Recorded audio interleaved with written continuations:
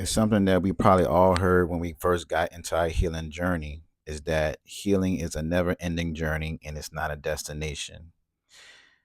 What I find so interesting about this concept that I don't like about this concept, this myth, this belief, is that it keeps us in a wounded cycle. It keeps us thinking that we have to always fix ourselves. It keeps us in this identity loop of being constantly wounded, and that perception carries into our life. And so we're always constantly interacting with whatever the experience is, reflecting on that experience and thinking that we have to fix something about ourselves if something go wrong in that experience.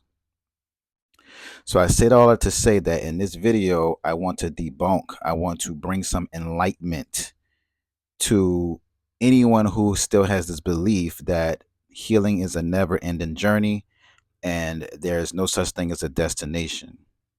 So I'm going to share my 10 years of experience of being obsessed with trying to heal myself and sharing with you guys what I've discovered along the way to help break this narrative that most people are carrying today. So I'm going to get straight into this video and let's begin. So, this myth, right? This belief that healing is a never ending journey and there's no such thing as a destination. Let's just talk about that for 1 second, okay? I'm gonna give you an example.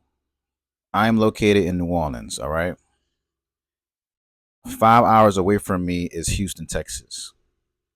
Now, point A is New Orleans, point B is Houston, Texas. I have a destination that I'm trying to get to, which is Houston, Texas. I have to go down a journey and travel to this destination. All right. Along this journey, I may come across a few rest stops. I might go to the gas station. I might go to a rest area and take a nap in the car. I might go take a scenic route and start to see what's going on in this area. I might find myself on a road, just taking a break from driving. There's different things that can happen along the journey, but I have a destination. The destination is getting to Houston. I want you guys to apply this same illustration towards emotional healing, towards your internal healing. Yes, we can say that, you know, healing is a never ending journey. There is a bit of truth to that, but there is still a destination within that journey. So what I realize is the reason why we say that healing is a never ending journey is because we don't know exactly what's the destination that we're in, that we're headed to in order to relinquish this idea of a never ending journey. So what I mean by that is that when we're getting to when we start doing our healing work, we don't know what direction to take in terms of healing ourselves. So we take a lot of retreats, we take a lot of workshops, we get certifications, we take therapy, you name it, all these different alternative medicines and modalities. We take all these different things because we're trying to heal ourselves. That's the journey, right? Like I said earlier, you're going to have a lot of pit stops in between the journey that you're going to embark on. But there still is a destination. So when it comes down to doing the emotional healing work, and this is what I've realized, this was actually freed me from this addiction to always trying to fix myself and heal myself. What I realized that the destination that we all should be seeking is to come back home, come back to source, come back to the soul, come back to the wounded inner child. That's the destination. A lot of us thinking that the destination is becoming certified and learning how to heal your chakras and let's say influence and energize your chakra systems. Or a lot of us may think that, and I'm using me as an example when I say all these examples. A lot of us may think that, you have to get into physical fitness, let's just say, and get the physical body right because, that builds up self esteem and self confidence. But these are not the main destination. These are also pit stops along the journey. The primary destination that we all should be seeking when we put our directions in a GPS is to go back to the wounded inner child. Your wounded inner child is the destination. And when you get to the wounded inner child, you'll start to realize everything that you've been trying to do up to this point has finally been addressed, has finally start to dissolve itself, and you come back into being whole. So when we're doing a lot of this healing work, we're doing it only to become whole. We're doing it only to come back to who we truly were from day one, square one, and that was children. We were children first, then we became an adult. But when we're children, we was the most purest part of ourselves, the most innocent part of ourselves, the most godlike part of ourselves. We just literally came out the womb. That is a portal that comes from this cosmic origin where we exist. This where we originate from. So we're the closest to God when we're children. And so if you are able to connect and reconnect to your inner child, then you're getting back into the heaven of God, the kingdom of heaven, right? They say in a lot of different biblical scriptures, it may not be biblical, but it definitely in like a lot of different esoteric teachings. They speak about becoming childlike, becoming a child of God. We're children of God. They're saying these things because all this is related to your inner child. Okay. So to recap, the reason why I do not subscribe to us healing for the rest of our lives and healing is a never ending journey is because you can get caught in the trap of thinking that you're going to be wounded for the rest of your life and you have to always try to find something, seek something, fix something, when the only thing that you need to bring your awareness and attention to is your inner child. That is the destination. And just like any destination in a journey, once you get to the destination, you don't stay in a destination and say, oh, I made it. It's not like a finish line. You continue the journey. That's the never ending part. You still continue the journey. You still continue to evolve. Once you get into the phases and the castle, the palace of where the inner child resides at, and you start to get into different rooms of your inner child's being, and you start to understand what the needs that you didn't receive as a child, and what are the wounds that you receive as a child, what are the traumas that you perceived that was traumatizing to you. Once you understand the lack of love and attention and affection that you wish you would have had when you were a child, when you start doing that inner work, you start to become whole again. For people who don't know, this is a little spill. I do offer one-on-one coaching for healing your inner child. Okay, so if you're interested in getting to this level within your journey and having an actual shortcut in your healing journey, because I've done this for almost 10 years, and when I tell you, when I discovered this, I completely stopped my unconscious need to invest into so many workshops and retreats because I realized this was all I was trying to seek in the first place. All these certifications that I've gained to this point was to fill a void. And that void was to try to get back to my inner child.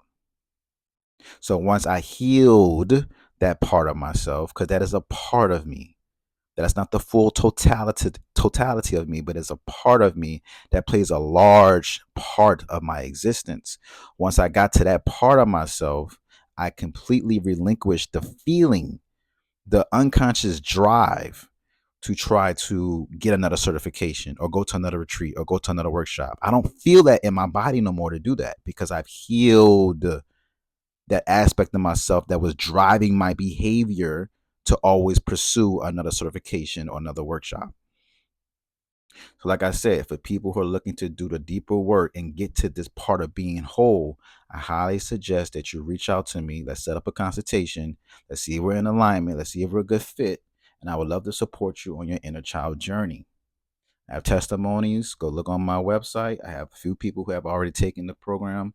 I've taken the program, obviously, because I created it, and I'm putting $1,000 on this, maybe more. But I'm putting $1,000 on this. That this is something that is highly transformative, and I'm gonna just leave it at that. Okay. All right. So let's get that understood. Joshua Tree does not subscribe to that. Whoever's watching this video, I hope you ask yourself, why do you subscribe to it? Because I'm pretty sure when whoever's watching this video, when you first got into your healing journey, that was the first thing you heard. And it makes you feel much better knowing that there isn't a destination. So that gives you this time, right? This extension where it doesn't feel like you're pressured to try to figure everything out. So I get it. It works. Um, it helps out with the nervousness of trying to heal at such a rapid rate. But what I also realize is that it extends your healing journey unnecessary.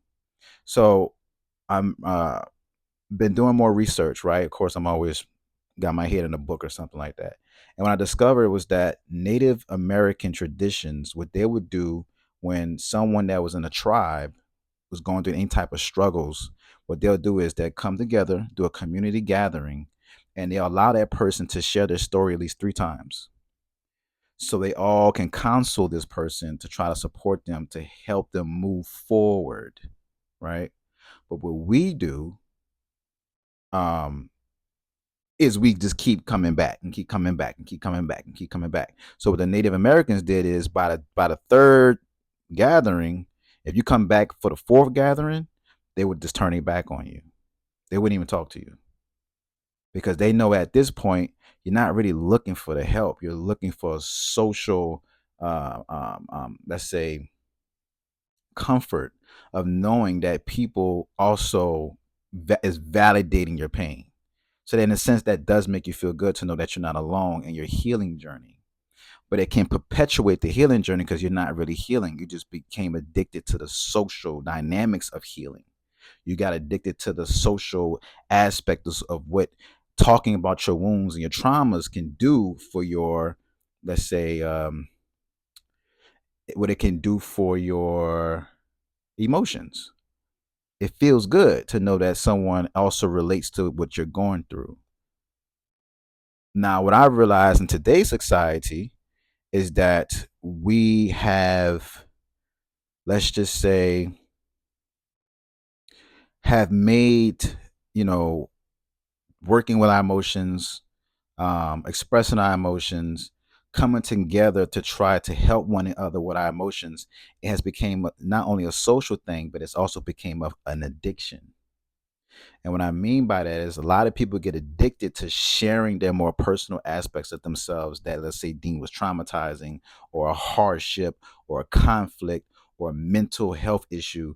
When we come together and talk about these things, it helps to alleviate some of our tension and some of our problems, but it's not healing. And so over a period of time, it becomes an addiction to get in these social groups and talk about our problems, but we're not really healing. We're just talking about them. And you think about that in a deeper context, if you was to start to heal yourself after you had invested into these workshops and these digital courses and all these teachers and these gurus and all these things, if you was to heal yourself, guess what? That part of yourself you can no longer identify with. You can no longer relate to. So you may lose this social community. And if you're a person who's deep into social community, or let's say having a community, and you need that, then that might prevent you from actually wanting to heal. I hope y'all are hearing me right now. This is something that needs to come out of the shadow. If you are healing, and I hope that's what you're doing when you're investing into all these courses and these workshops, eventually you may leave the people behind that are still in their process of healing. But that doesn't mean that you won't find another community. That means you'll find another community that have evolved from that part of their journey, and now you can start socializing with that type of group of people. Life is about constant evolution. So we find ourselves stuck in one stage of evolution where we're constantly healing ourselves. And we say the core reason why we stay stuck in that particular area is because of the social dynamics of healing and how intimate it feels to know that someone also relates to our problems and our pain. Then that's where we stay stagnant, and we'll create the illusion that we're evolving and we're doing the work. But in reality, we're still doing the same thing we was doing 5 years ago. And to justify it, we'll say, well, healing is a never ending journey. So, it takes time. Stop that shit. Stop that shit. Healing is a thing. You can actually heal your childhood trauma. You can actually heal all the things that happen in a bad relationship. Like that's not like it's not like it's this thing that's so high up that no one can reach it. It is an actual experience. But what I realized too is people have their own definition of healing. So let's go a little bit deeper into that. Give you an example. Okay, make it real simple. Take for instance, you have a physical flesh wound, right? So we all know what a physical flesh wound. Let's say, for instance, my hand, right? It has a cut right here. A cut that everyone can see. This is a physical wound, all right? Now, we all know that even if we don't use no antibiotics, no ointment, no band-aids, nothing to, let's say, clean this wound and try to like support it so it can heal, it's still going to heal on its own. We know that, right? Now, what I find interesting is when we get a cut on our arm or our hand, for instance, we don't stop it from healing. It naturally does it on its own because the body is naturally intelligent, so it knows how to heal itself. And we don't stop it. We don't hold it. We don't keep it open and say, you know what? I'm gonna try to keep this wound open for the next 30 years. We don't do that with a physical wound, but we do it with an emotional wound. The physical body tells you what's going on the inside. There's 7 different types of bodies. It's just not the physical body. You got the energetic body, emotional body, the astral body, mental bodies. There's different type of bodies. But the physical body can tell you what's going on the inside. Okay? So no one tries to keep the wound open. We allow it to close. When it comes down to our emotional body, this is where we got fucked up. This is where we got bamboozled. We got hoodwinked. Okay? Because with the emotional body, we've been taught false indoctrinations that we are supposed to not feel our emotions, get on with life, and not look back.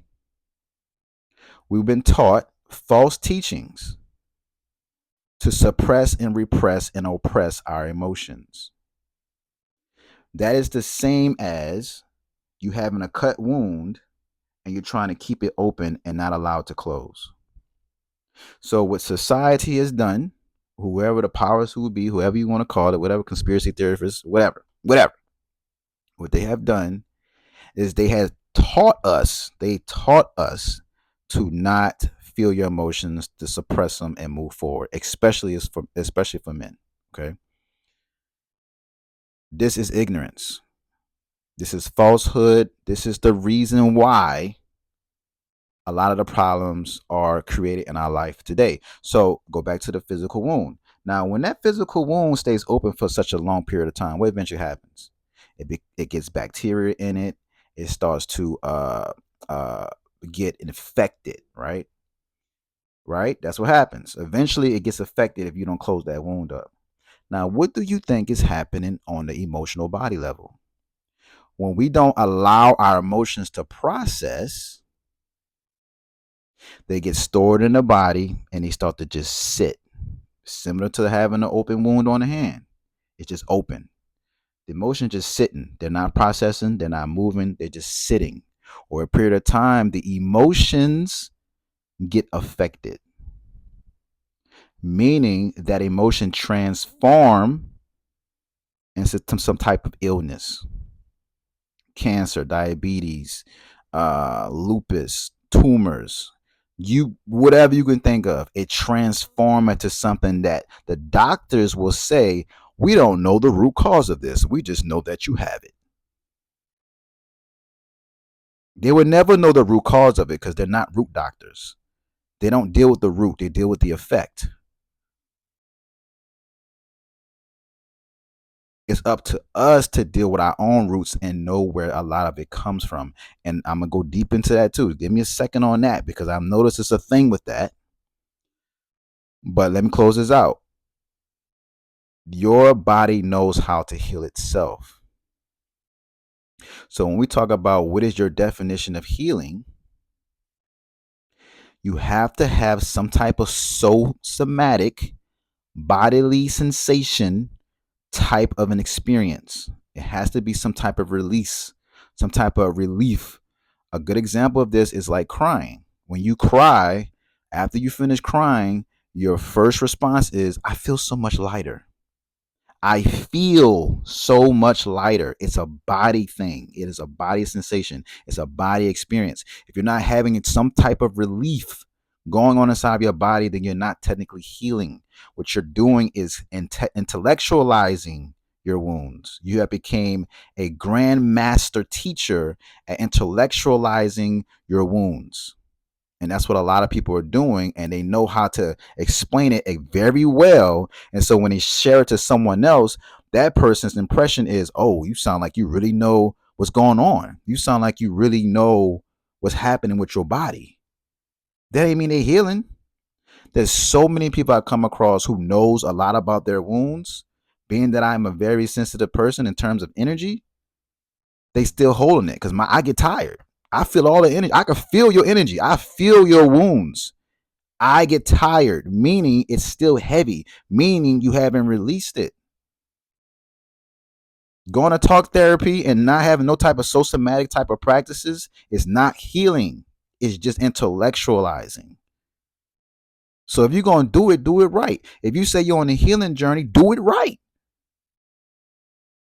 If you're on a healing journey, find someone you resonate with who gets into the body. It ain't gotta be me. It ain't gotta be your neighbor. It ain't gotta be your cousin. It ain't gotta be that guru that's on YouTube. But find someone that you resonate with. Free yourself from your emotional incarceration. You're literally holding on to the emotion for no apparent reason. The only reason you're holding on to it because you don't want to let go of what someone has done to you, and you feel like it's justifiable because what they did to you. And then now let's go deeper into this. What we do is, rather than letting go of why this happened to me, we hold on to this is why I think it happened to me, but I'm really not sure. And so we still try to figure out for years why this experience happened to me, and we never really figure it out, and it extends the fucking journey. Meaning, let go of the why. What's done is done. You already had the experience. It's time to go back in and heal that part of yourself.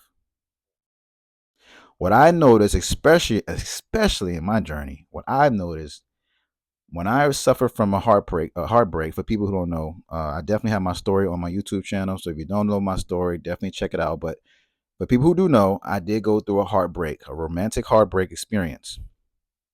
I kept questioning, why did this happen? You know, she's telling me I'm a great guy and I'm a perfect man and I'm this and I'm that. And I'm like, but how did it happen? Why did it happen? I'm a great guy. Never could get the fucking answers. What I noticed was after maybe a few months of just running my brain crazy trying to figure out the answer, I never could really get to something that felt like it was the real answer. So what I did was I said, well, you know what? We can't just be looking at the wall all day just thinking and shit. Josh, go work out. And around that time, I really wanted to work out. So I said, you know what? I never really worked out in my life. I never was really a fitness person. So I was like, you know what? I'm going to just start doing push-ups. So I just did like 50, 100 push-ups a day. That's all I did. I swear to God, that's all I did. When I started doing that, I started to feel better. Why did I start to feel better? Because I started to have all those hormones that people talk about, those good feel hormones, right? Serotonin, right? The what's that other one? Serotonin and I forgot. But anywho, so all these good feel hormones, right, was pumping up in my bloodstream, and I was feeling amazing to the point where I stopped worrying about the why and I started focusing on the now of what it is that I was experiencing. And so I say that to say, I'm telling you this to somebody who's listening to this. Relinquish the need to know why you experience what you experienced, especially if you don't have someone to support you in what you're experiencing. Because your mind deals with rationality, calculation, and deduction. So when you give your mind an emotional problem, it's going to try to reduce, deduct, calculate. It thinks that it thinks that it is a math problem, and it's going to try to figure it out for you. But that's where we fuck ourselves. Our minds are not designed to understand our emotions. These are two different natures. Your thoughts are different from your emotions. They have two different natures.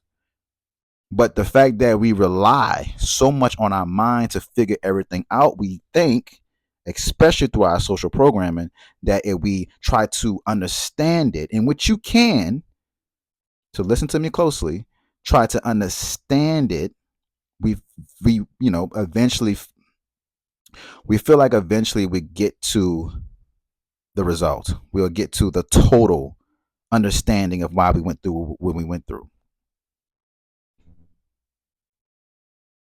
I'm telling you right now to break that habit.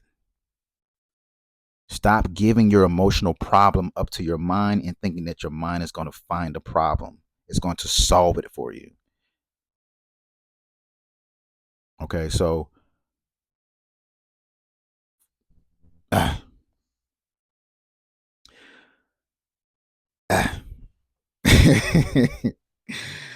let me pull back some. You know what I'm saying? Let me pull back. So what I'm saying is relinquish the need to know. And then what I'm going to say, after you get into the habit of understanding that, if you need to know, seek out some type of support, an expert, a practitioner, someone who's been doing the work longer than you so they can support your misunderstandings. Because what I will say, if you was to become a client and we get into inner child work, or we go back and we figure out why things happen the way that they did. But we don't do it from a mental logical perspective. We do it from an intuitive perspective. Your inner child knows everything that happened when you were a child, every single detail. And it's not about questioning the inner child in an intellectual way, like you're interrogating them. It's not about an FBI agent sitting across the table from your inner child saying, so why did you do this? And why did you do that? Well, what time was it when you discovered this? That is not the type of approach you want to take when you connect to your inner child. You allow your inner child to speak to you because your inner child can speak to you. Your inner child has its own consciousness, it has its own awareness. It is not hard to connect to your inner child. It is the most easiest thing to do if you can allow yourself to get out of your adult version of yourself and allow yourself to feel, because you know how to do this. Everyone's been doing this since they was a child. We forgot that part of ourselves.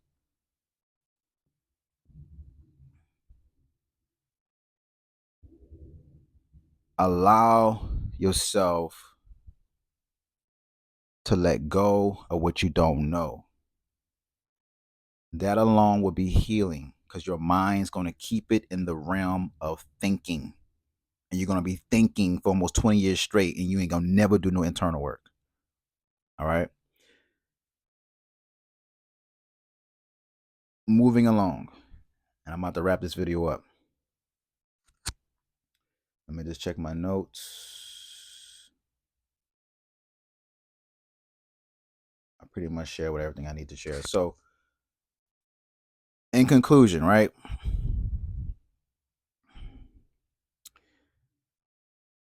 The destination is the inner child. The faster, the quicker, the If you want to expedite your healing journey, take that and run it to the bank. Please do yourself a favor. I'm telling you, I put 10 years into this. And as a man who understands his emotions extremely well, I'm telling you, this is the destination. We are not living in an age where we don't know. There's too much information available. But we are living in an information age, or we are living in an age rather, where we don't know because we haven't done no fucking work. Transformation cannot become transformation if you don't apply the information. It's too much information out here in the world and no one's applying it. You have to develop some type of wisdom. If there's no wisdom in it, then you don't get the transformation. When you get the wisdom, then you act. Information could be very surface level. You can Google information. That don't mean that you're going to utilize it.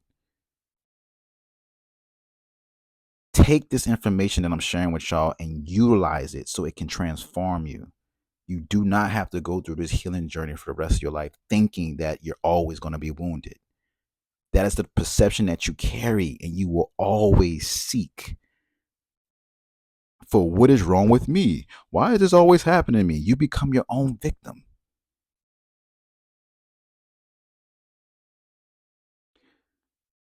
Okay, so I'm gonna let y'all go.